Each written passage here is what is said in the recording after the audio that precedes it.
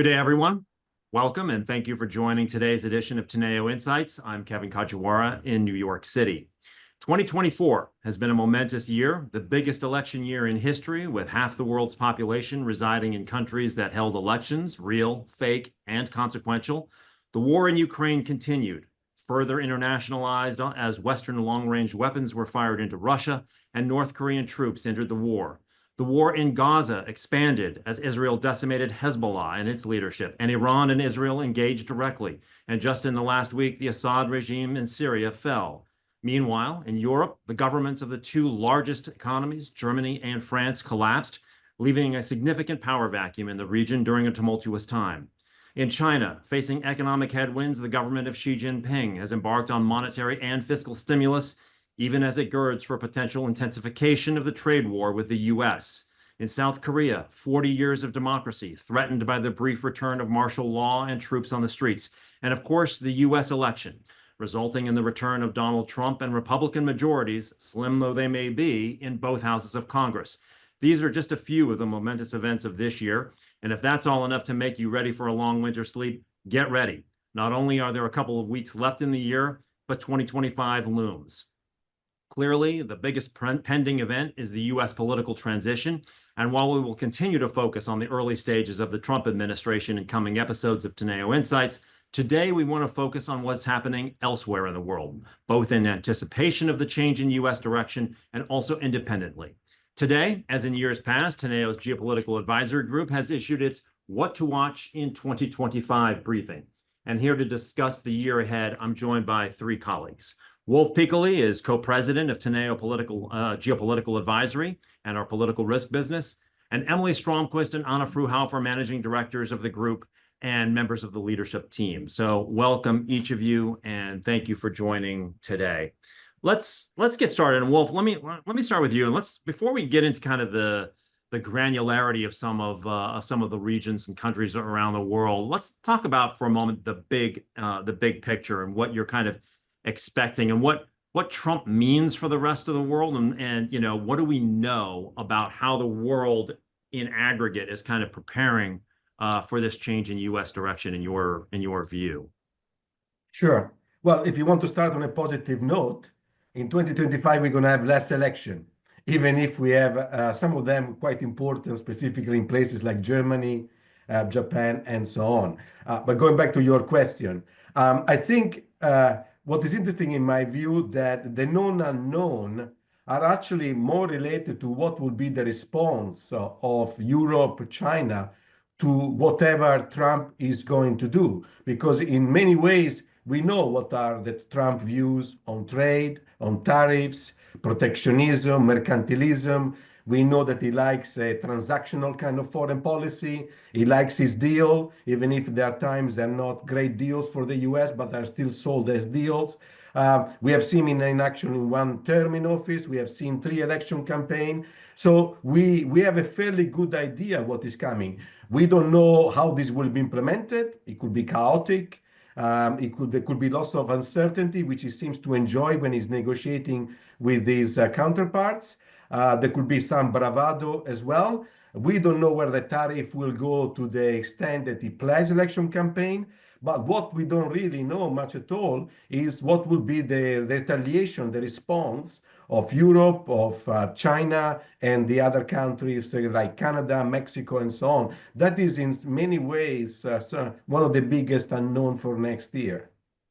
You know, for the audience's sake, it's worth noting that on your day-to-day work, you focus on kind of a diverse set of countries. On the one hand, a couple of European markets, Italy and Greece, but you also follow a very important emerging market in Turkey, which is also a sort of a pivotal geopolitical player at the moment. We'll get into that. But as you've traveled to these markets and you meet with, you know, political and business leaders in there, is there a take that you've come away with regards to the reintroduction of Trump? I mean, do people sort of view it as not a good thing or a bad thing? It's just a thing, and here's an opportunity, focusing on the sort of the transactional nature of him, and that there are bilateral kind of deals and relations to foster, or is there a concern that the U.S. has already been kind of moving in a direction away from the traditional role it has played in the post-war era as the sort of CEO of globalization, if you will, and that's just going to accelerate under Trump, and nobody really has quite figured out what their position in the world is going to be. Yeah, I think that in most of Europe, if you leave aside the countries like, for example, Hungary, maybe Italy, maybe Slovakia, in the rest of Europe, there seems to be a strange mix of fatalism, a sense of helplessness, and also some sense of hope that is not going to be as bad as somewhat Trump alluded during the election campaign. And all of this is made worse by what you mentioned in your introduction, the lack of leadership in Europe. We just had a commission coming into the office recently. We have a German government that is on its way out with election coming in Germany at the end of February. We have Macron that is essentially a lame duck, even if he's set to remain in office until 2027, unless he resigns. We have a minority government in Spain, and I can go on. So I think Europe here, if we compare to 2017, is in a much weaker position. The economic backdrop is weaker. We have a major war in Europe now that has been going on for almost 3 years. We lack leadership. 2017, Merkel was still in her office. Macron was almost at his peak. So Europe here is facing Trump and whatever is coming with him in a much more difficult position. And there's also a Europe that is more divided politically as well. It's not just Orban, there is much more to that. So in that sense, that is one of the key concerns. And what is quite interesting that we haven't seen the kind of statement coming from von der Leyen and even Lagarde, President Lagarde of the ECB, about buying more LNG, buying more American weapons. They are not particularly credible pledges as well. So it remains to be seen what Europe will put on the table here the moment in which Trump will come with more tariffs. And there we have a clear date, the 25th of March, where the current when the suspension of the current tariffs on steel and aluminum will come to an end. So that the clock is ticking, and Europe seems to be a bit on the kind of wait and see. Okay, so I want to start drilling down on some independent countries and regions. And even before the Trump administration comes in, we know that there are a couple of very significant issues that are carrying over from this year into next year. You alluded to one of them already, which is the Russia-Ukraine war, which I'll come back to in a moment. But I wanted to bring Emily in here very quickly because obviously one of the biggest events in the last week has been the rapid collapse of the Assad regime in Syria.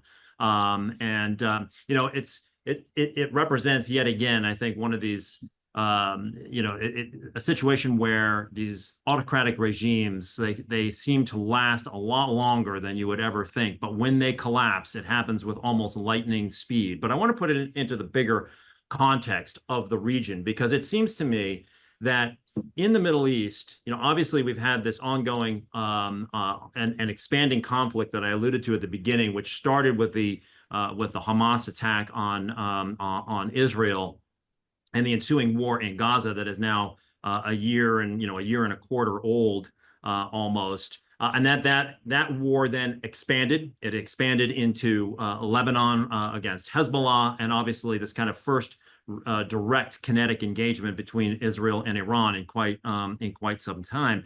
But at the same time, we've had this extraordinary optimism about business prospects, particularly in the key Gulf states, Saudi Arabia, the UAE, and Qatar. There's this kind of juxtaposition of these two pictures. So, talk a little bit about the Middle East right now, as you see it, the current dynamic, and what we should expect going into the first, say, quarter of the year, and how you think it's going to play out. Yeah, I think, the answer to a lot of that lies with Syria now. This was really, as you said, a geopolitical surprise. I think this really took the international community by absolute shock. They were very unprepared for this event. The assumption broadly had been that Assad was a ruler who was here to stay, even just in the weeks running up to his ouster. the US was considering ways to normalize relations in exchange for support from Assad in limiting the Iranian influence in the region. So I think this event in particular has now kind of even superseded what we've been focusing on in Gaza over the last year, and has really become kind of one of the key determinants of a lot of the reshuffling and reshaping that we're seeing in the region. A quick comment, I think, just to start on Syria. Just in the last week, we've seen a rebel coalition led by HTS, which was formerly Nusra Front, the Al-Qaeda arm in Syria, quickly move through the country, take some big cities, and we saw, sort of Assad leave on account of that. And this broke what was a decade-old stalemate in Syria. Syria is a really kind of complex country. There's a lot of, ethnic groups, a lot of interest groups. And I think the sort of competing interests that we're seeing now create a real power vacuum in a very difficult political situation. It's hard to understand, at this juncture, how this is going to play out and what sort of the broader implications will be for the region. There's really a race right now between two groups, I would say. I think to simplify this a bit and break it down and think about sort of how regional actors are involved in this and sort of how different interests are playing out. You have, essentially Turkey and Qatar on the one hand, and then Israel, US, and potentially some other Gulf Arab states on the other hand, that are pushing for their own day after visions for Syria. There's not been really any direct confrontation between these groups in the major cities, but we do see, Turkish-backed groups clashing with the Kurdish SDF up in the north. Israeli troops have entered into the demilitarized zone and have been conducting strikes on Syrian regime weapons depots to try to prevent those falling into the hands of HTS and other sort of rebel coalition members. And we have the US striking ISIS camps to try to sort of really dissuade these groups from jumping in to assume the power vacuum. So I think, in sort of the micro context of Syria, a lot of sort of the future and how we look at political stability in Syria is going to depend on how these groups interact with one another, how they interact with the remaining Syrian government institutions, and how they interact with the international community. And this is where, kind of similar to Gaza, the role that Gulf Arab states play in this process is also going to be vital. There was some sort of media view after the ceasefire was announced between Israel and Hezbollah that, okay, all of a sudden, the conflict in the Middle East is going to be recontained to the Gaza situation again. And this obviously kind of exploded that myth a little bit. But I want to ask you about Iran at this point, because it seems like Iran is at a bit of a crossroads here. On the one hand, there have been, as we have seen, its proxy surrogates, if you will, all sort of decimated. Hamas, Hezbollah, Syria. There has been attrition of the Houthi rebels, et cetera. That Iran is in a very weak position, and we've seen some conciliatory comments out of Iran. We've seen Iran meet with Elon Musk here in New York in the last couple of weeks. On the other hand, we have also seen the acceleration of their nuclear program. I suppose neither of those two things aren't necessarily at odds with each other. You could accelerate the nuclear program to give you a better negotiating position. But we also know that while President-elect Trump was a huge critic of the JCPOA, he is also a huge fan of potentially cutting a deal with Iran. So talk about Iran and its ability to be a disruptive force at this moment. Well, like I said a few minutes ago, there's so much optimism in the Gulf right now, but it's almost priced for perfection in a sense. Yeah. I mean, I think, look, as you said, this was a very serious blow. It was kind of the cherry on the top here. With what happened with Assad. Iran was sort of one of the biggest backers of Assad. I think in many ways, it was Russia and Iran, but I think the blow was much more severe to Iran. Essentially, this was, as you've mentioned, they'd already been weakened on multiple fronts. This was kind of the last key front in this greater strategy of encircling Israel, basically. So this has really been a severe blow to the Iranian regime. They're already facing growing resistance at home and greater instability at home. So I think this puts Iran in a very precarious spot as we head into 2025, and that poses some really big risks to the region, to businesses operating in the region. And I think, that's something that really has to be kind of considered and carefully observed as we head into the new year. On the Iran front, I think there's certainly, the weakening presents an opportunity potentially for a larger peace deal on the Middle East. It does create some space potentially to negotiate with Iran. But I think sort of, as you said, there's not a kind of a clear answer and clear indicators about Iran's intentions. Iran, as it's sort of been open to negotiations and talks, has also talked very regularly about conducting retaliatory strikes on Israel still. I think the risk of a Trump 2.0 presidency and administration is also a big wild card. It's very clear that his appointees to date are staunchly pro-Israel and really kind of committed Iran hawks. And that has severe implications for an Iranian regime that's trying to reinforce its role in the region and at home. And I think in particular, the enforcement mechanisms for sanctions that we see under the Trump administration are going to have huge implications for Iran as well. They've talked about really cracking down on sanctions and tightening enforcement. This includes, much closer oversight of exports to China, for instance.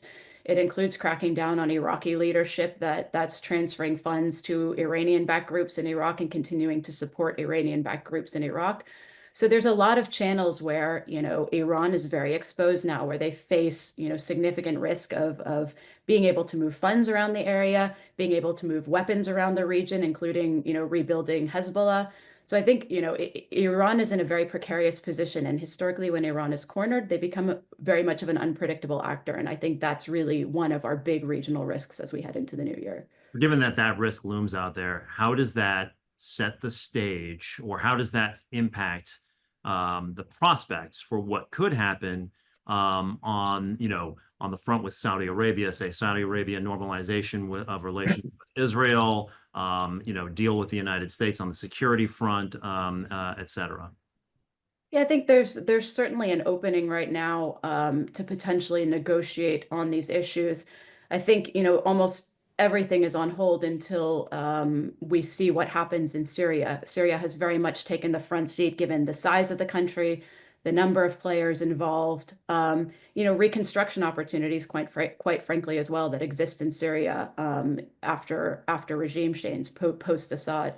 So I think in many ways, this is going to be the sort of factor above all else that determines now even what happens in Gaza. Yes, there was a ceasefire deal in Lebanon that was very fragile. Its success was largely contingent on the ability to get a deal in Gaza. And I think it's possible right now at this juncture to start thinking about a peace deal in Gaza and sort of Gulf involvement in that process as well. But it's not going to solve governance issues in Gaza. That's a huge question mark that still has to really be, much more carefully considered, and there has to be a lot more contributions in what that process looks like from the international community. And really the big focus in Gaza right now, above all else, is focusing on the extremely urgent humanitarian issues. And, that's much more the sort of priority before we even talk about a peace deal and governance. So there's a lot of potential. A lot's going to, though, really rest, as I've said, with what happens in Syria in the coming weeks and months before we can really sort of return to thinking about the future of Gaza. So I'm going to keep you on the hot seat here for an extra second, bring Wolf back in the conversation as well, because the other major conflict that obviously is spilling over into next year is the Russia-Ukraine war.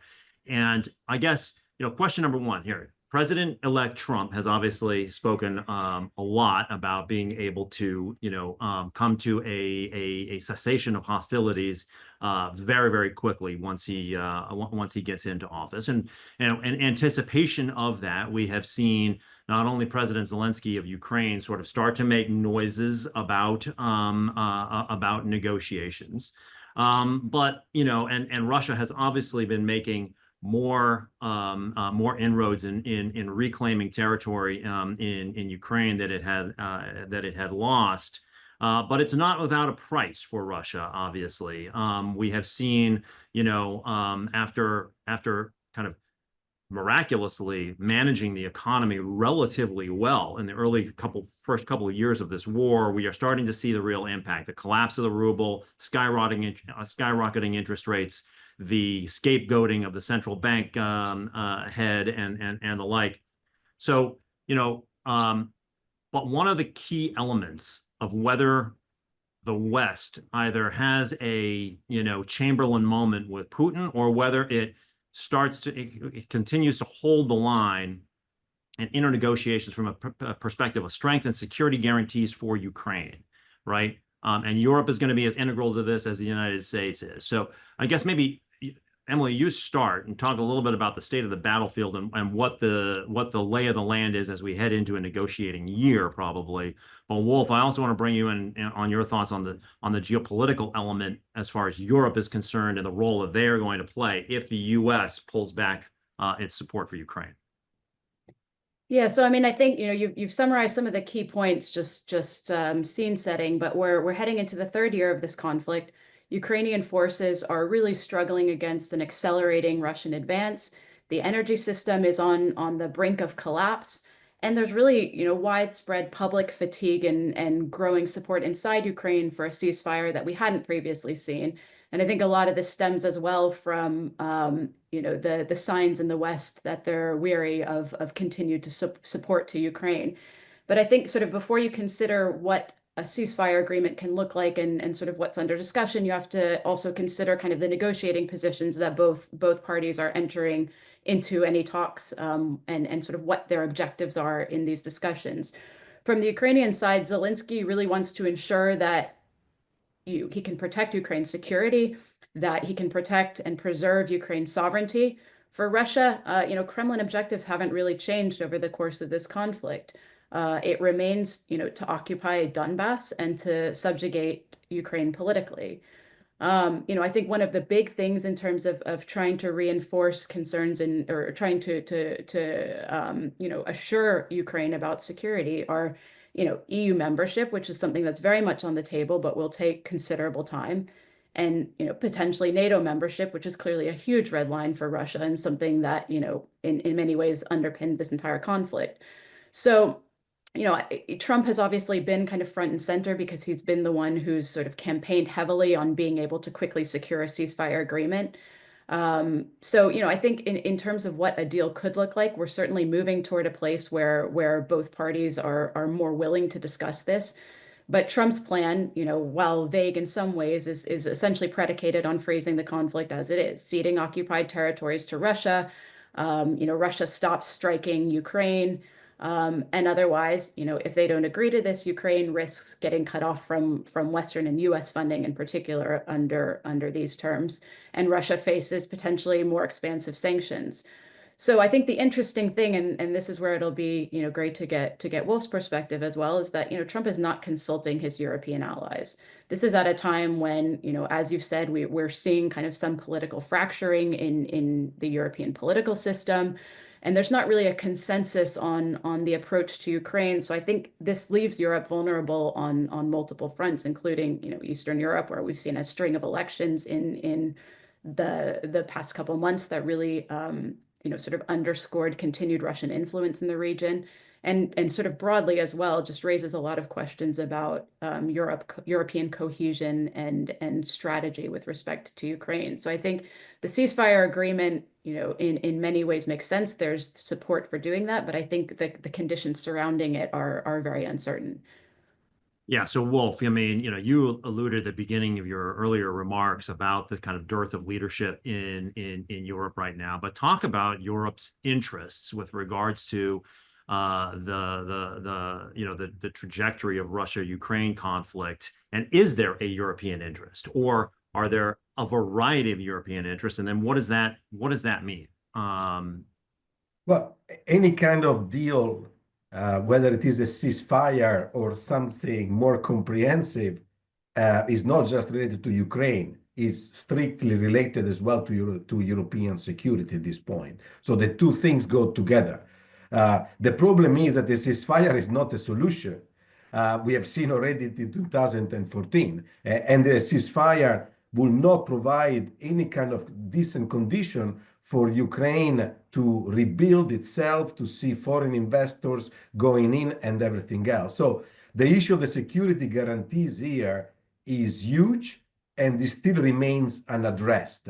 Even when you look at some of the proposals put together by some of the figures close to Trump, when it comes to the security guarantees, there is no much meat there at all. Can Europe play a role? It's extremely difficult. We are talking about a front line of 1,200 kilometers. There is lots of history here. Very difficult to envisage Germany deploying its soldier to patrol the ceasefire line between Russia and Ukraine, for example. So if you take Germany out of the picture, then in terms of manpower, we are struggling. So for Europe, there is a lot at stake. And on top of that, if for whatever reason Ukraine is somewhat thrown under the bus by Trump here and forced to take a deal that doesn't meet its security requirement, the concern that we have on our side is that this can also create friction in Europe, because you might see the bigger economies, the Germany, the France, the Italy of this world, where they have a huge amount of trade relation with the US, focused on trade and tariffs, whereas you're going to see the eastern members of the European Union, starting with Poland, going to the Baltic republics, being much more concerned about security. And that will make, create additional friction in what is already a European Union without much leadership. So that is the second tier kind of concern at this point. So I want to pivot here, and Wolf, stay with me. I want to bring Anna into this conversation and turn back to the incoming Trump administration, because obviously he and his team are putting together a very ambitious agenda, but even they are going to be somewhat bandwidth constrained, as anybody would be. But there's a few things we know that they want to tackle very early on. The first is trade and tariffs. And the other is immigration in terms of the international agenda. Let's put it that way. So tariffs are coming, but again, I think this is something that everybody knows, right? So let's talk a little bit about what is being prepared, and how countries are either going to, in anticipation of that, prepare to negotiate, or what their kind of response toolkit might look like. And I want to sort of separate it into two, and maybe start with China, and then move to the rest of the world, but particularly Mexico and Canada, Anna. But Wolf, on the China front, what are we looking at? What is China anticipating, and what have they got in the toolkit this time around, other than tit for tat tariffs? Yeah. First of all, I think different from 2017, the Chinese economy is facing significant headwinds here. So is China in a more kind of difficult spot, pretty much like Europe. On the other way around, I think China has got a diverse toolkit this time. I think we should expect a more asymmetric response. We have already seen some signs of it. Export restriction on critical material, minerals, for example. That is one area where they already pressed on, where they can press even further. We can see the usage of unreliable entities to target some Western companies. Some of them are already in the list there. They can use cybersecurity to make the life of some Western companies more difficult, somewhat like in the West we have done with Huawei in several countries. They can try also to diversify a bit their export destination, and to try to appeal more to what we might call the global South. I think it's quite relevant here when a few weeks ago we have seen suddenly China and India agreeing on having a preliminary agreement on their border dispute. So I think China here is already working on it. And obviously the big question mark here is, what about domestically in China? Because again, the economy is struggling. This year, what saved the day was export and some investment in high value added sectors like tech, EVs, batteries. Next year is a bit of a question mark. We have already seen a bit of a pivot from September. We have seen more of signals coming on the 9th of December, the Politburo meeting. What is still missing is details. I think, and also what I think is still missing is a fiscal component here. The monetary will not, can help, but it will not get China out of the pickle that it finds itself. So the big question mark for 2025 in terms of China, I think, is twofold. On one side, what is going to be the response to the tariffs here? And we should expect a more diverse menu from the 2017, from the first Trump term in office. And second, how ambitious they're going to be on the fiscal side. The signs is that there is no big bazooka coming, but that will depend very much also on what Trump and what are the impact, or what the impact of this potential tariff will be. So it's plenty to come from the Chinese side. The final point here that I think is worth monitoring is social unrest in China, because I think the decision from the Chinese authorities in terms of what to do about the domestic economy will obviously be data dependent, somewhat Trump dependent, but also dependent on social unrest. And we have seen some accident happening over the last couple of months. So that is another signpost here for our clients. So, Anna, I want to bring you in. Thank you for your patience. Obviously, the tariff and trade policies of the incoming administration are going to be vastly consequential for a lot of other trading partners, but perhaps nobody more so than Mexico and Canada. Now, on the one hand, we have seen, people are trying to read the tea leaves, right? And it's challenging because you've got, say, the incoming or the nominee to be Secretary of the Treasury, Scott Bessent, who comes from a Wall Street background, would seem to be, generally understand and be more of a proponent of generally free trade on the one hand, but also Peter Navarro is re-entering the administration as well. So which side kind of wins out? Additionally, in the last couple of weeks, President-elect made waves by tweeting out about what he was going to do to Canada and Mexico, and we saw very different reactions, probably reflecting somewhat the domestic political stability of both leaders. Right, Prime Minister Trudeau immediately went down to Mar-a-Lago and tried to show Mexico as the lower hanging fruit and the bigger problem for the United States, and Claudia Sheinbaum, with 6 years of Mexican presidency ahead of her, took a slightly, tougher stance to start. But talk a little bit about how the rest of the world, and particularly those two markets, are looking at this trade picture that's evolving, and what tools they've got in their toolkit to either combat or to work with this incoming administration. Yeah, thank you, Kevin. Let me start with Mexico. Perhaps there's no country more exposed to the tariff threats, given that more than 80% of its exports are destined for the US market. So really the stakes couldn't be higher. I think if you combine the outcome of the Mexican elections this year and the US elections, you could argue that we're set up for an almost potentially sort of cataclysmic kind of relationship.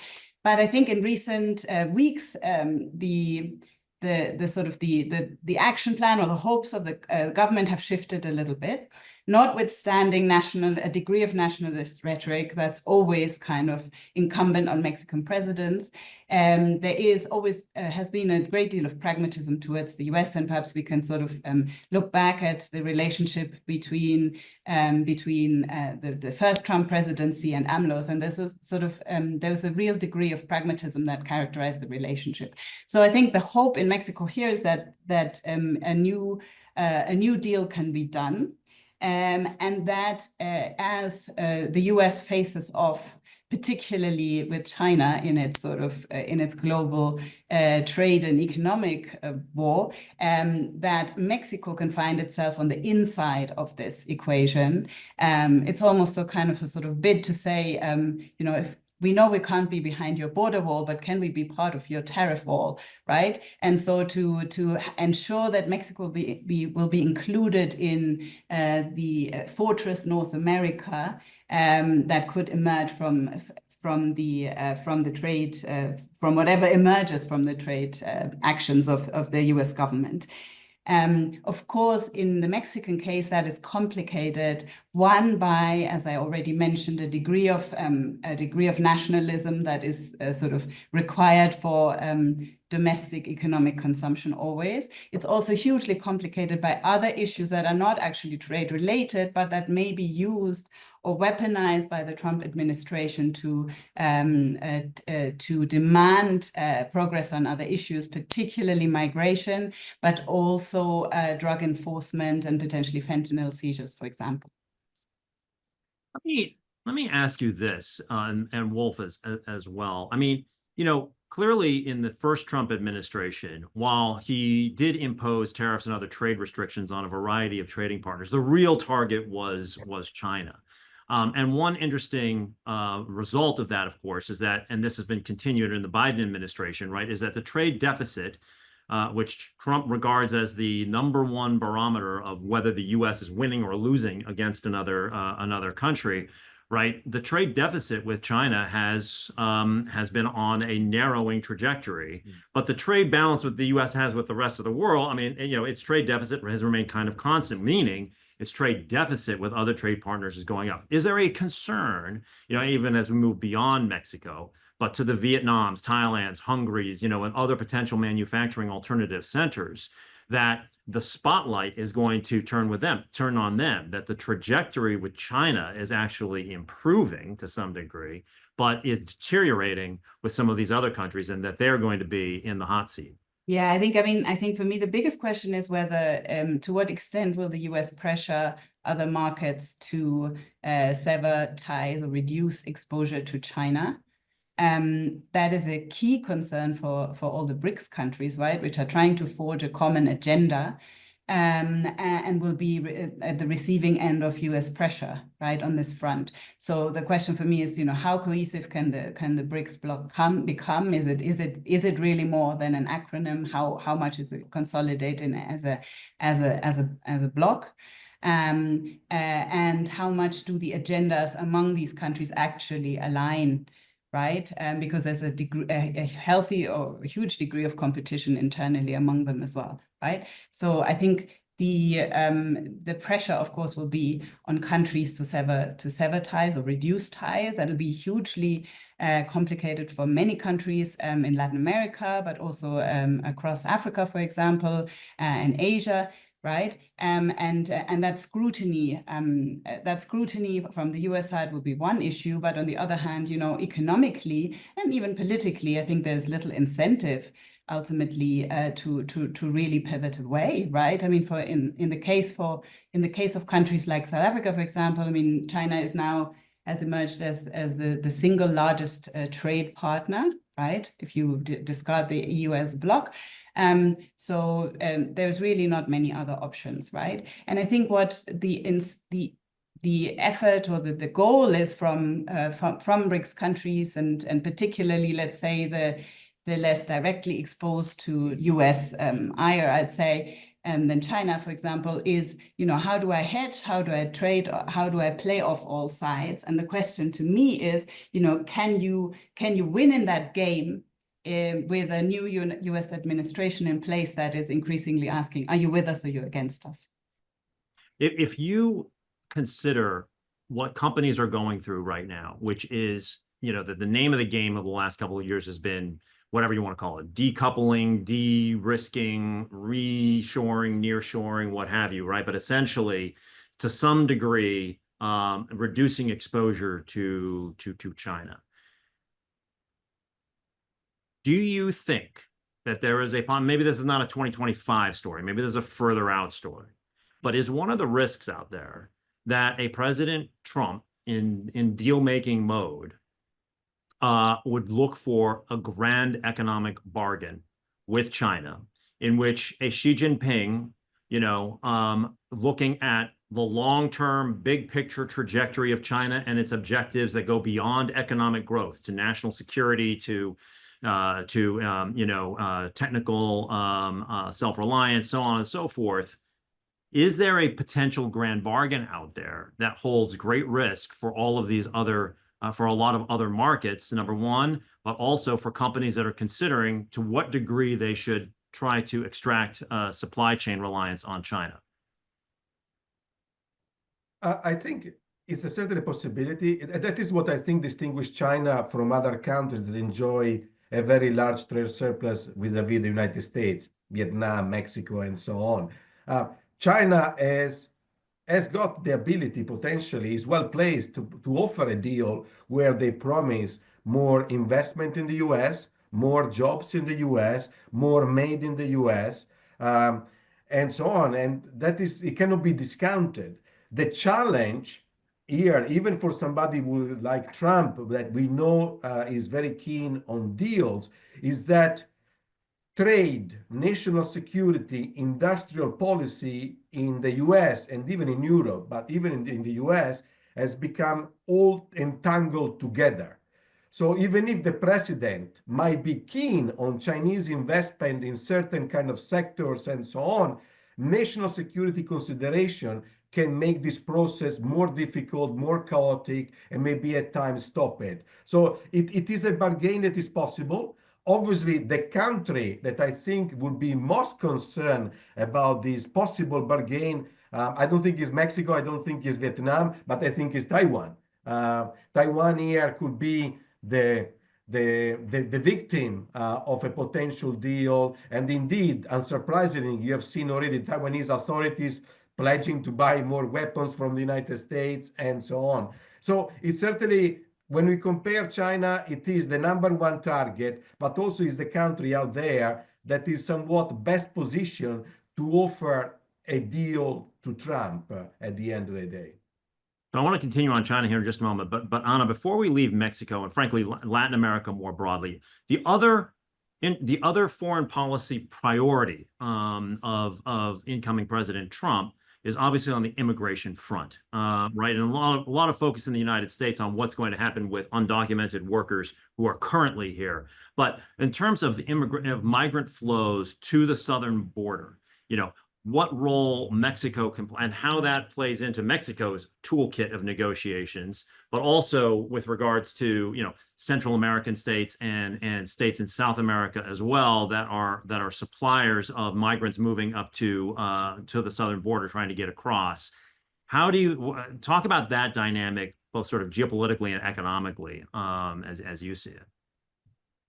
Yeah, I mean, Mexico is really the key conduit here, right? There's no denying of that. It has already sort of adopted different stances in the past, right? Restricting and then sort of occasionally loosening the screws on migration. I mean, I can tell you on the ground, we see it here every day. The amount of migrants passing through, and the amount and the way, in the very sophisticated ways in which the human trafficking organizations work these days, right? And a lot of it is actually interwoven with the cartel. So I would argue that there's a nexus between human trafficking and narco trafficking that's emerged, right? So in some ways, I think that the two cannot be seen as completely separate. The knock-on effect for the countries could be absolutely huge if mass deportations are actually realized. I mean, both for Mexico immediately, right? If undocumented migrants are expelled en masse, it could have huge ripple effects, not just in terms of remittances on which so many countries depend, right? Not just Mexico, but a lot of Central America and further south. But also in terms of social pressures in these countries, right, and long-term socioeconomic implications of this. Of course, the question is, to what extent is this plan actually realizable, right? And from the side of Mexico is how much can it do to curb the flows that we're seeing daily, right? And for the audience's sake, I should mention that, while you focus much of your day-to-day work on sub-Saharan Africa, you are currently based in Mexico. And I just want to ask one other question before we move on from there, which is, how much actual concern would you say there is in the Mexican leadership about the sort of extraterritorial potential out of the Trump administration? He has threatened in the past to sort of threaten the sovereignty of Mexico by using the U.S. military directly to go after cartels. Is there a real concern, or is there a view that is negotiating bluster? Yeah, I mean, it would be a huge red flag and something that the Mexican government, certainly the current dispensation, can never accept, right? The question is also, to what degree do we have cooperation between the authorities on both sides of the border? It has deteriorated in recent years. From the side of the opposition, I can tell you that there's sometimes a hope that there might be some kind of foreign intervention, but I think that's largely fanciful at this stage. And certainly from the Mexican side, it would be a major red flag and red line that would be crossed, and that would be very, very difficult to support in terms of domestic politics. All right, so Wolf, going back to China, I'm bouncing around all over the place now because you know what, the world's a big place and we have got limited amount of time. But anyway, just you brought up something that was really interesting a couple minutes ago. You talked about some social unrest in China, as we have seen the continued, sort of very, very kind of depressed consumer sentiment, and that's manifest in low demand, consumer demand. And you've talked about we've seen some acts of violence of late that seem to be somewhat related to the kind of economic condition of people in China. I wonder, our colleague Gabe Wildow has written a little bit since being in China in the last month or so, that we tend to think of, especially after he kind of positioned himself to be president for life and has continued to purge both the military and political leadership in China of any opposition to him, that Xi Jinping is in this kind of omnipotent position now. But there seems to be perhaps an undercurrent that his position is not as strong as media would suggest. Do we have a view or an emerging view on this, or is it something to just kind of keep an eye on in your view? I think it's the last one. I think it's something to keep an eye on. It's very difficult to read how popular or unpopular President Xi can be. Certainly, he's taken a very drastic decision concerning issue of corruption or alleged corruption in the Chinese military, even recently, where potentially even the current defense minister might go, a very senior general that was close to Xi as well, being now under investigation and arrested. So I could also be a signal to the public. He knows that the public, the Chinese public, is taking aid because of the economic situation, and so maybe showing that the government remains committed to deal with the issue of corruption by public officials can be one way for him as well to score some points. So it's a bit of a question mark there, but I don't see at this point. Yes, we will keep an eye on social unrest. Interesting to see some social phenomenon emerging as well, where the younger generation seems to be less interested in getting job, less interested in being successful. And so that it will be interesting to see whether we see an expansion of this kind of social phenomenon in its early days. Certainly the authorities are keeping a very close eye on it. But for the time being, I think the key point here in terms of what the Chinese authorities might do or not, and to what extent on the fiscal side remains data, so data dependent, and obviously what we're going to see from Trump from the 20th of January onwards. So we've been focusing on President-elect Trump and his potential policies, but the reality of it is that over several years now and a couple of administrations, what we have seen, if there's one bipartisan issue in Washington, it is to be a China hawk, both sides trying to sort of out-hawk each other on China. And so interestingly, the Chinese perspective has been to try to keep corporate America on side. In a sense, corporate America kind of the last best friend in the U.S. in a sense. How do you see that dynamic going into 2025, particularly with all the pending kind of policy pronouncements coming out of the administration, the sort of corporate China relationship? Yeah, no, I think the Chinese authority will try to do their best to keep corporate America on their side, even if this could become complicated, depending on which level of pressure we see from Trump, because if they start using some of the different tools that we mentioned earlier. For example, the putting together a list of reliable entities because of whatever policies they might have in place in terms of their supply chains and so on. And we have already seen some companies being targeted. That could become an issue. But I think there will be determination. It would be a determined effort by the Chinese authorities to try to keep American corporate on board.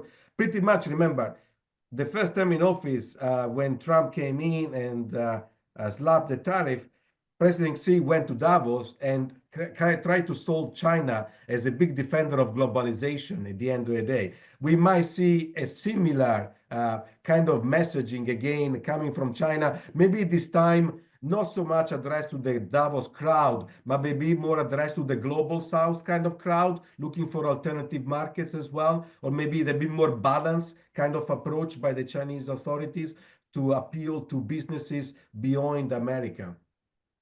And Anna, a few minutes ago, you alluded to the BRICS countries, and just sort of pulling back for a minute here to think about the sort of rest of world more broadly.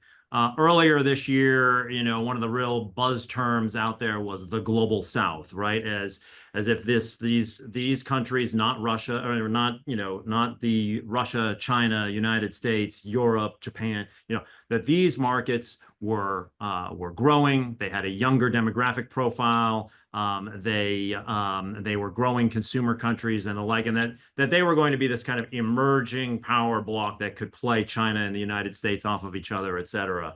Do you put much stock in that? Is there a bloc, or is it really, as we kind of seem to be moving more toward this sphere of influence kind of great power competition phase again, it's really an every man for himself sort of environment out there?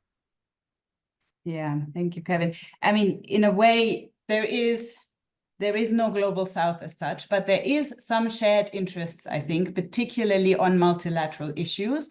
And I think the global North would be mistaken in completely discounting those, right? So, for example, the real demands for reforming the international financial systems, right? That's extremely relevant as we are emerging from a series of debt crises, right? And extremely high fiscal pressures in many, many emerging markets.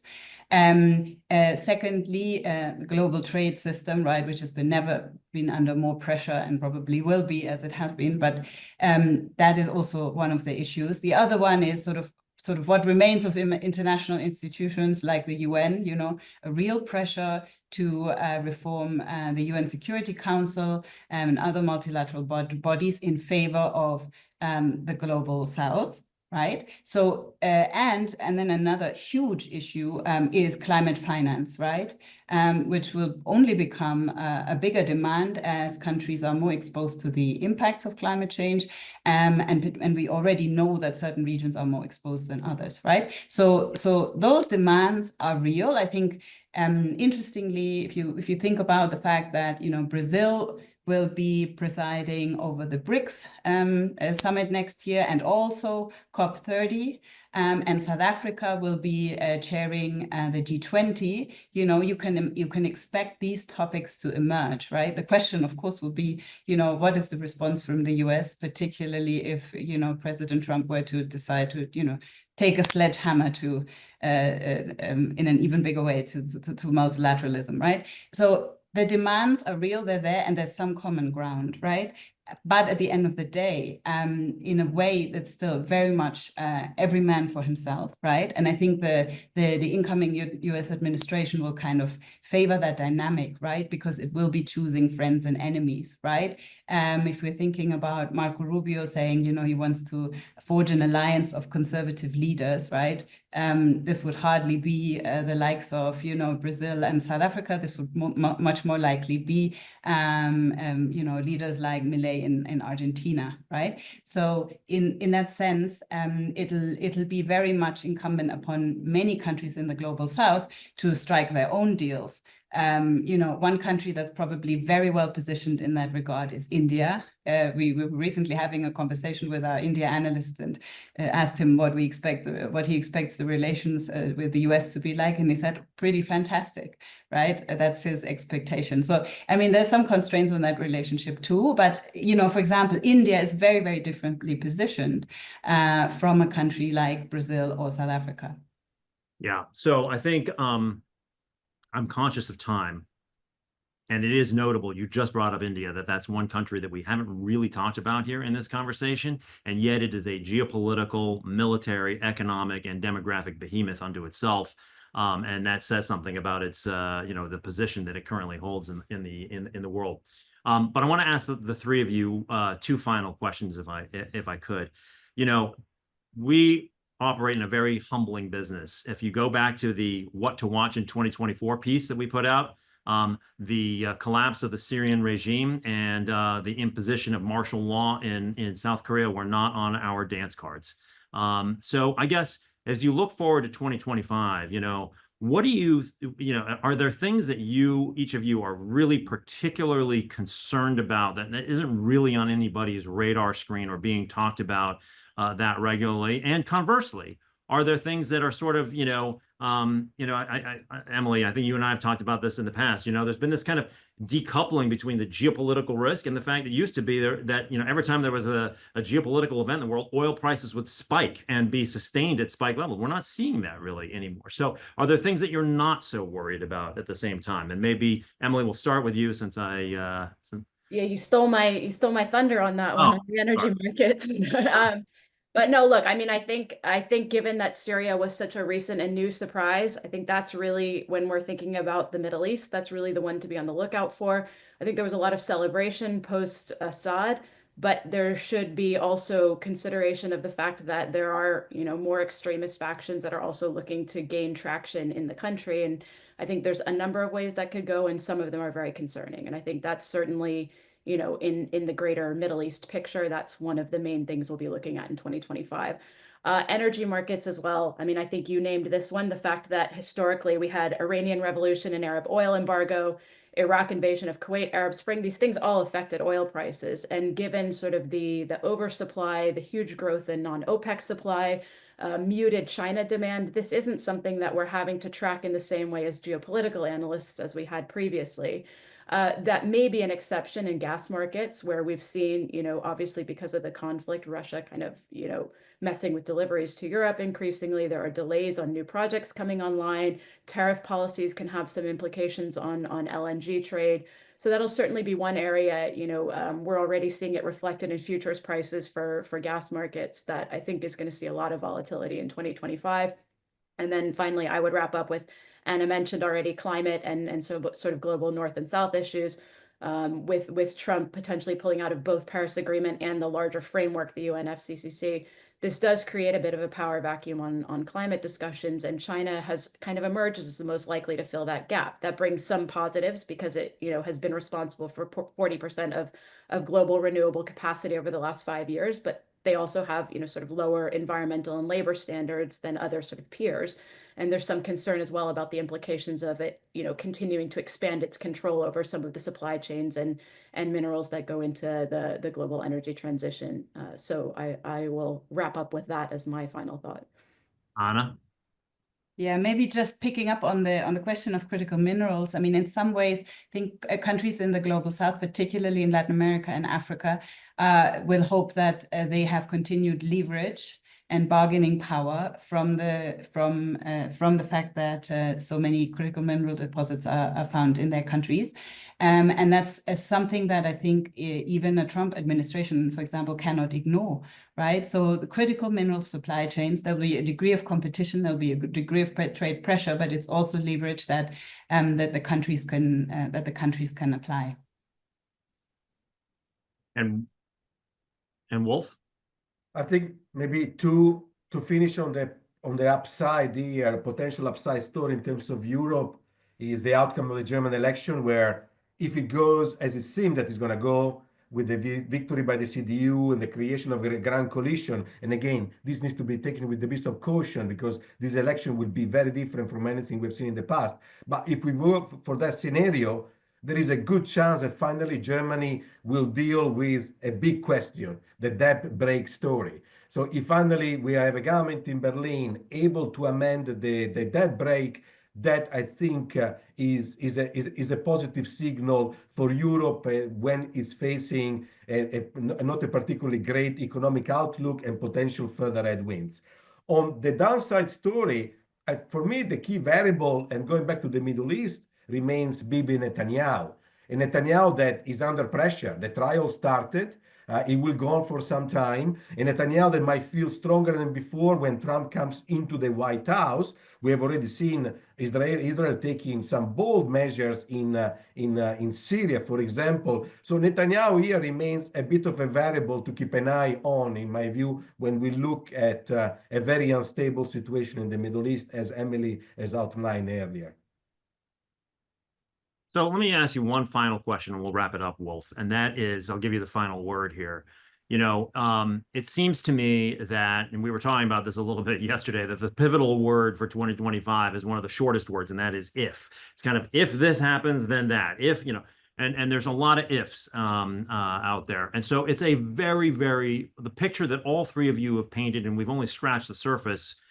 You know, the picture that you've painted is one that's of incredibly complex global picture out there for corporations trying to navigate. So given that, best practices, what should companies, what should their boards, what should they be focusing on, and how should they, you know, approach understanding these issues to base, you know, so that their decision-making process is optimized? I think one of the challenge for business at this point is being overwhelmed because there is so much going on and is happening very fast. I think one of the key criteria that should apply when they look at when they try to figure out geopolitics and this implication is what is business relevant here, rather than wasting time chasing headlines. Whether this actually means for my baseline, for my supply chain, for my labor force, whatever it is. So kind of screening out that I think it will go a long way in terms of trying to figure out what is next. The other, in terms of a framework, if I can call it that way, is that when we look at geopolitics, is trying to understand two things, in my view.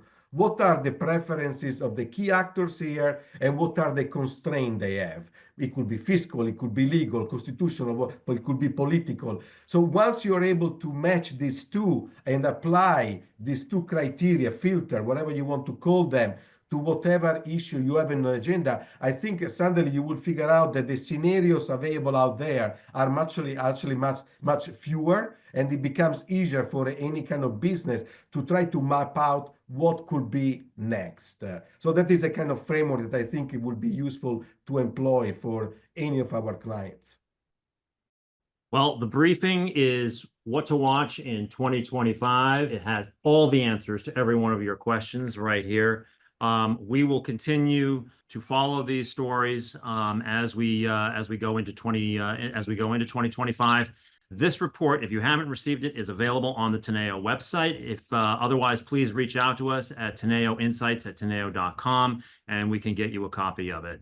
Until next time, I want to thank my colleagues Wolf Piccoli, Anna Fruhauf, and Emily Stromquist for joining me today and for sharing their thoughts.